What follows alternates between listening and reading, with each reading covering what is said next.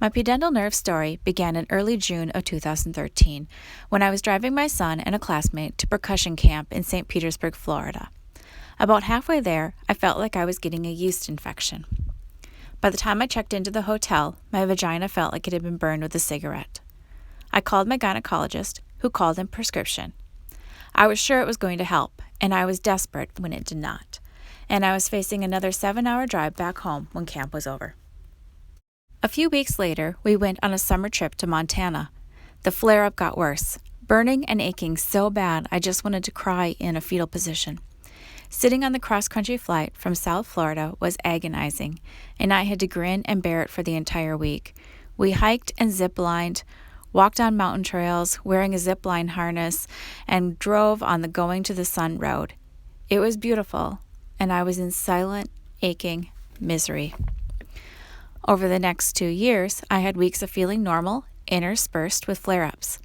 At first, I didn't correlate normal behaviors as triggers, so I went on with my life and gradually started giving things up, like wearing underwear, riding a bike, going to any kind of theater, and sitting in certain restaurants with seats I knew that would be uncomfortable. My cold pack collection grew and took over the freezer door, and I took my elliptical machine apart piece by piece and put it in the garbage. Every vacation led to a flare, driving or flying. Las Vegas was miserable in September. Colorado in March was lonely while my husband and son went skiing, and I stayed at our lodging by myself. What was once a simple 3-hour drive to Miami became unbearable. My gynecologist told me that she could no longer help me.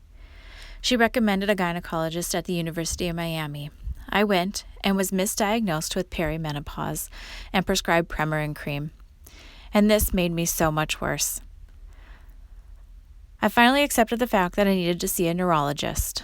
In February of 2015, I went again to the University of Miami and I got the most humiliating test of my life, an EMG.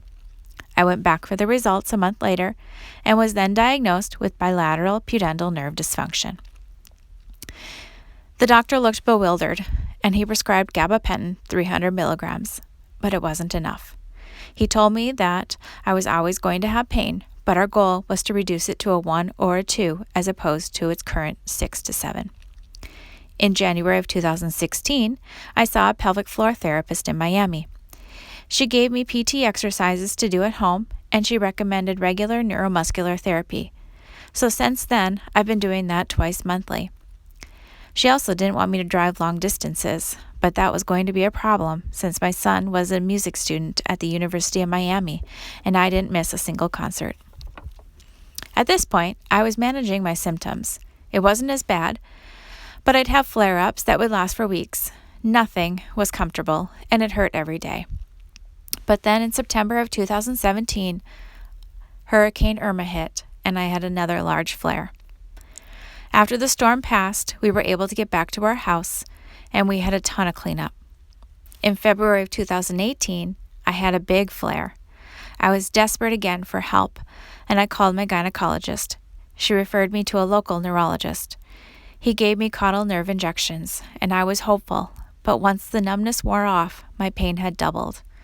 My hopes were crushed, and I was really desperate then. The PA increased my gabapentin, and the flare did calm down by March. He then wanted to try pudendal nerve block injections, but I was unwilling to take the chance. At times, I find myself clenched up, and I have to stop, think, and relax. That pain in my butt is like an alarm now. If I feel it coming on, I have to stop, think, and relax. And I realized that after almost 20 years of yoga, I must have been in a constant state of contraction. In other words, squeezing that muscle that keeps you from peeing just all the time. I don't really know what caused this disorder in me. When I told my urologist that there were over 3,500 people in my Facebook support group, he was visibly shocked. I see so many people in the support group that suffer profoundly.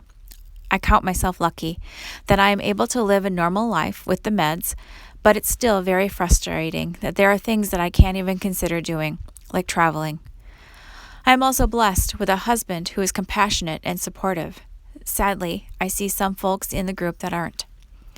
I recently read this in the Merriam-Webster.com online encyclopedia, the definition of pudendum. The external genital organs of a human being, and especially of a woman, gerundive of pudere, to be ashamed. I get it. It's hard to talk about. But we should not be ashamed of it. It's real, and it's debilitating. I hope that I can help to shine a light on pudendal nerve entrapment, neuralgia, with this small narrative, but I've been sitting too long, and my spot is starting to hurt. So, namaste.